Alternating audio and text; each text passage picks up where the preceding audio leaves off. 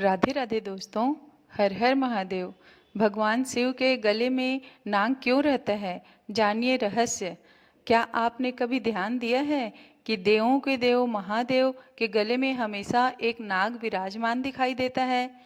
महादेव के सिर पर चंद्रमा है, जटाओं में माँ गंगा विराजमान है, हाथ में त्रिशूल है, डमरू है और उनके गले में एक भयंकर नाग लिपटा हुआ है। लेकिन सवाल यह है, आखिर भगवान शिव ने नाग को अपने गले में क्यों धारण किया है? क्या इसके पीछे कोई पौराणिक कथा है? क्या यह केवल भगवान शिव का आभूषण है या फिर इसके पीछे कोई गहरा आध्यात्मिक रहस्य छिपा हुआ है जो हमारे जीवन से भी जुड़ा हुआ है? आज की इस वीडियो में हम भगवान शिव के गले में विराजमान नाग के इसी रहस्य को समझेंगे। वीडियो के अंत तक जरूर देखिए, क्योंकि महादेव के गले में यह नाग हमें जीवन का एक बहुत बड़ा संदेश देता है। हर हर महादेव। भगवान शिव के गले में कौन सा नाग है? पौराणिक परंपरा में भगवान शिव के गले में विराजमान नाग को वासुकी नाग माना जाता है। वासुकी नाग का वर्णन हिंदी पुराणों में नागराज के रूप में मिलता है। वासुकी का संबंध भगवान शिव से विशेष रूप से बताया गया है। इसी कारण जब हम भगवान शिव का स्वरूप देखते हैं तो उनके गले में नाग दिखाई देता है। लेकिन यहाँ एक बात समझना बहुत जरूरी है, महादेव के गले में नाग का होना हमें डराने के लिए नहीं है, बल्कि यह उनके निर्भय स्वरूप को दर्शाता है। जिस जीव को देखकर मनुष्य डर जाता है, उसी नाग को महादेव अपने गले में धारण करते हैं। यानी महादेव हमें बताते हैं, जिस भय से संसार डरता है उस भय को अपने ऊपर हावी मत होने दो। नाग और भगवान शिव का संबंध। भगवान शिव का स्वरूप दूसरे देवताओं से बिल्कुल अलग दिखाई देता है। जहाँ दूसरे देवताओं को राजसी आभूषणों से सजाया जाता है, वहाँ महादेव शरीर पर भस्म लगाते हैं। जहाँ लोग सुंदर फूलों और आभूषणों से सजना पसंद करते हैं, वही शिव जी अपने शरीर पर सर्प दिखाई देता है। उनके सिर पर चंद्रमा है, जटाओं में गंगा है और गले में नाग है। यह पूरा स्वरूप अपने आप में एक शिक्षा है। महादेव हमें बताते हैं कि ईश्वर के लिए बाहरी सुंदरता या वैभव से ज्यादा महत्वपूर्ण है सत्य, संयम और आत्मज्ञान। नाग को अपने गले में धारण करके महादेव यह संदेश देते हैं कि प्रकृति की कोई भी शक्ति उनसे अलग नहीं है। भयावह दिखाई देने वाला यह नाग भी जब महादेव की शरण में जाता है तो यह उनके लिए अलंकार बन जाता है। अब बात करते हैं उस प्रसिद्ध कथा की जिसमें वासुकी नाग की महत्वपूर्ण भूमिका थी। पौराणिक कथाओं के अनुसार देवताओं और असुरों ने मिलकर समुद्र मंथन करने का निर्णय लिया। समुद्र मंथन के लिए मंदराचल पर्वत को मथनी बनाया गया और वासुकी नाग को रस्सी में प्रयोग किया गया।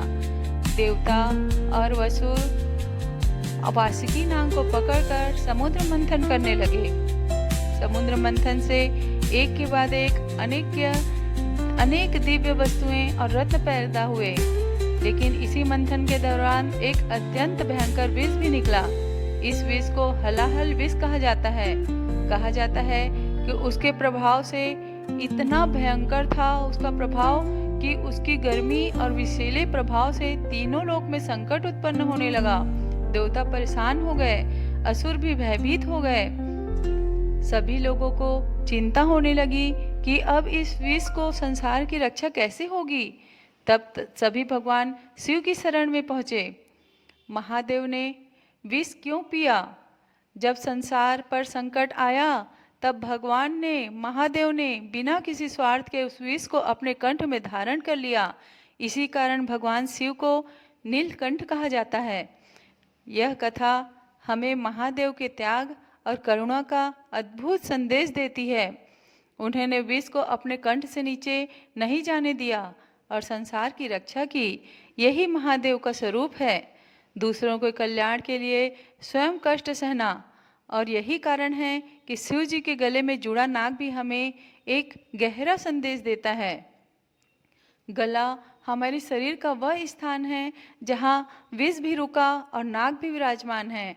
एक तरफा हलाहल विष, दूसरी तरफ नाग, और दोनों के बीच विराजमान हैं हमारे महादेव। यह दृश्य हमें यह बताता है कि महादेव नकारात्मकता को अपने भीतर फैलने नहीं देते हैं। सामान्य जीवन में मनुष्य सांप को देख के डर जाता है। नाग का नाम सुनते ही हमारे मन में भय उत्पन्न हो सकता है, लेकिन महादेव उसी नाग को गले में धारण करते हैं।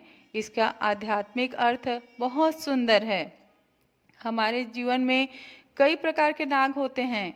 किसी को भविष्य का डर होता है, किसी को धन खोने का डर होता है, किसी को बीमारी का डर होता है, किसी को अपनों के खोने का डर होता है, किसी को समाज क्या कहेगा इसका डर होता है, और कभी कभी इंसान अपने ही विचारों से डरने लगता है। महादेव के गले में नाग धारण करना हमें प्रेरणा देता है कि भय को अपने ऊपर हावी मत होने दो। भय हमारे जीवन का मालिक नहीं होना चाहिए। हमें अपने मन को इतना मजबूत बनाना चाहिए कि डर हमारे सामने हो, लेकिन हम डर के सामने न झुके। हिंदू आध्यात्मिक परंपरा में सर्प को समय, शक्ति और परिवर्तन से भी जोड़ा जाता है। सर्प अपनी केचली छोड़ता है, पुरानी केचली को छोड़कर वह नया रूप धारण करता है। यह प्रकृति के परिवर्तन का एक सुंदर उदाहरण है। इसी प्रकार मनुष्य को भी अपने जीवन में पुरानी नकारात्मक आदतों को, विचारों को छोड़ना चाहिए। क्रोध छोड़िए, अहंकार छोड़िए, ईर्ष्या छोड़िए, नफरत छोड़िए और अपने जीवन में प्रेम, शांति और भक्ति को स्थान दीजिए। महादेव का नाग हमें यही परिवर्तन सिखाता है। पुराना छोड़कर नए और बेहतर जीवन की ओर बढ़ना। भगवान शिव को महाकाल भी कहा जाता है। महाकाल अर्थात काल के भी काल। शिव जी का स्वरूप हमें याद दिलाता है कि मृत्यु इस संसार का एक सत्य है जिससे संसार डरता है। महादेव उसी को साथ को स्वीकार करते हैं। सत्य उसके ऊपर स्थित दिखाई देते हैं। नाग के गले का नाग का होना है, इसी निर्भयता और संकेत करता है। महादेव हमें सिखाते हैं कि जीवन को भय में नहीं बल्कि सत्य और शक्ति के साथ जीना चाहिए।